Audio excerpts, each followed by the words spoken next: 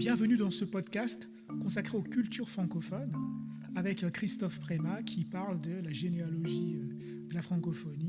Et justement, est-ce que concernant cette institution, cette communauté linguistique que tu viens de décrire, en le remettant en contexte avec d'autres grandes communautés qui se sont constituées sur le plan institutionnel, est-ce que justement au sein de cette communauté, il n'y a pas une contradiction, voire même, comment dirais-je, qui est liée à la dimension post-coloniale qui pourrait être gommée par l'aspect linguistique, à savoir l'écart économique entre les pays et en même temps la question migratoire qui vient séparer comment dirais, cette communauté d'un point de vue politique? Tout à fait, ça c'est une très bonne question. Évidemment, on est très content. La France voudrait bien que les autres, notamment les autres États, les gouvernements s'engagent sur ces questions, mais il y a un paradoxe parce qu'on veut favoriser la mobilité d'un côté, et puis de l'autre, on aimerait bien choisir aussi les gens qui finalement ont cette mobilité. Donc oui, il y a un paradoxe très fort. Alors, il faut voir d'ailleurs que le cœur peut-être d'action de la francophonie historique, c'est quand même cette idée de développement et démocratie. Donc c'est pas vraiment par rapport à la question migratoire, c'est l'idée il faut qu'on utilise la francophonie comme organisation multilatérale pour appuyer des actions qui vont contribuer au développement des pays africains. Donc ça c'est important parce que même dans fin des années 80, il va y avoir aussi la question de la dette des pays africains. Je vais répondre en plusieurs points. D'abord parler de ça et après revenir sur la migration parce que je trouve que c'est fondamental dans ce que tu dis. Mais la dette des pays africains va être partiellement annulée, notamment pour les pays francophones. Ça c'était l'initiative de Mitterrand qui, avec beaucoup de discussions. Ça avait été annoncé au sommet de la Baule début des années 90. Donc voilà, ça va être vraiment mis... Mais après, effectivement, il va y avoir aussi, quand on parle de mobilité, les pays africains vont dire nous, on est francophones, donc on aimerait bien aussi aspirer à circuler dans cet espace-là. Et là, c'est des discussions qu'il y a eu en cours, notamment pour les artistes, parce qu'il y a des résidences d'artistes qui sont possibles par la francophonie. Et c'est vrai que l'autre réalité administrative, c'est-à-dire le blocage des visas ou les lourdeurs administratives font que là, on a un problème politique épineux.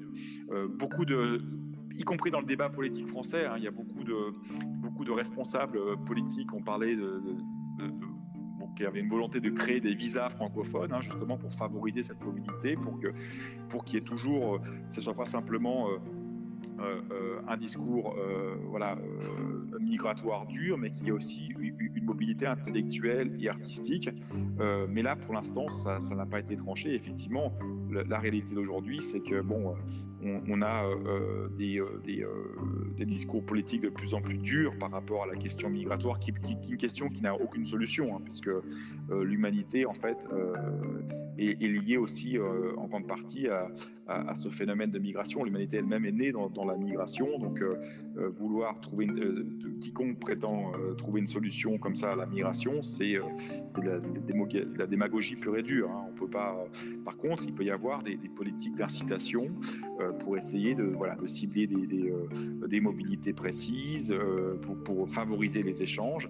Et ça, je pense que la francophonie, elle peut avoir un rôle et peut-être un discours un petit peu différent des discours politiques nationaux des différents États, pas uniquement de la France d'ailleurs. Il y a d'autres États aussi qui ont des discours très durs, et pas uniquement en Europe non plus.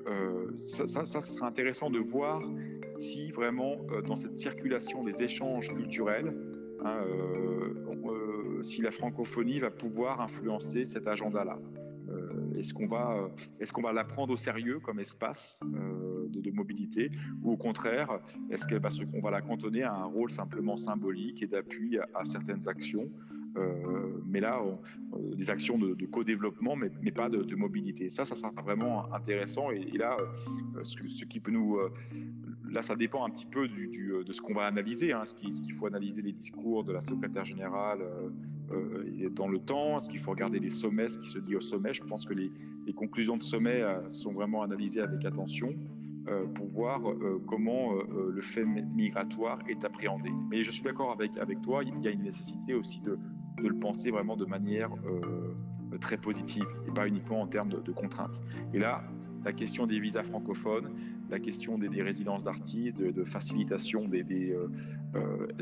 elle se pose sans aucune ambiguïté. Merci d'avoir écouté ce podcast